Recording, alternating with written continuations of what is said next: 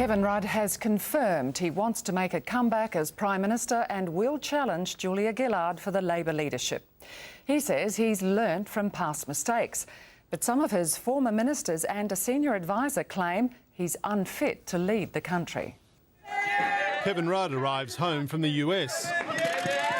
With wife Therese Rain facing a media crush. Kevin, when will you challenge this afternoon? To be greeted by son Nicholas. What do you think of Julia Gillard? No comment.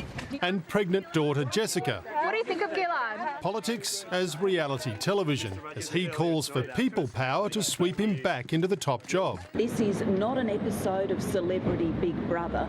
This is about who should be Prime Minister. What happens in that competition is the people get to decide. This afternoon, he formally declared he will run. Rightly or wrongly, Julia has lost the trust of the Australian people. All indications are that we're heading for the rocks at the next election.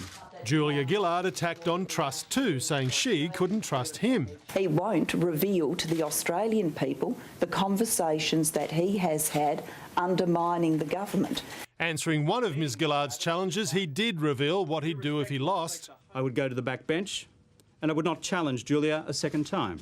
As he ripped into Julia Gillard's policy failures, the East Timor solution, A walk on the policy wild side. asylum seeker policy, I believe we can do a lot more.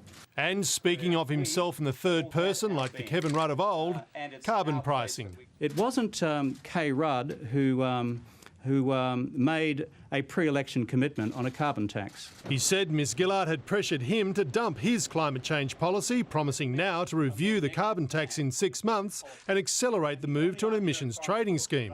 Ms Gillard said, unlike Mr Rudd, she got carbon pricing through. Australians can have trust in me that I am the person who gets things done. As Mr Rudd's former mental health advisor, Professor John Mendoza, attacked his approach as Prime Minister. Putting the government on a collision course to self-destruction.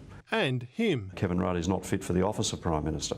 I think my dealings with that individual were not extensive at all. Kevin Rudd's People Power campaign has set the phones and Twitter alight, but among the 103 people of the Labor caucus who'll decide this vote, he's way behind. 7 News' latest count has Julia Gillard on 71 votes, Mr Rudd 30 with 2 undecided, while in his home state of Queensland, Mr Rudd has just 3 of 13 votes, Julia Gillard 10. What we need is an election, not another C-election. As the Snap campaign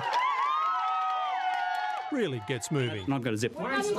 Mark Riley, 7 News. Political editor Mark Riley's in Canberra, and Mark, Kevin Rudd has a big job ahead this weekend.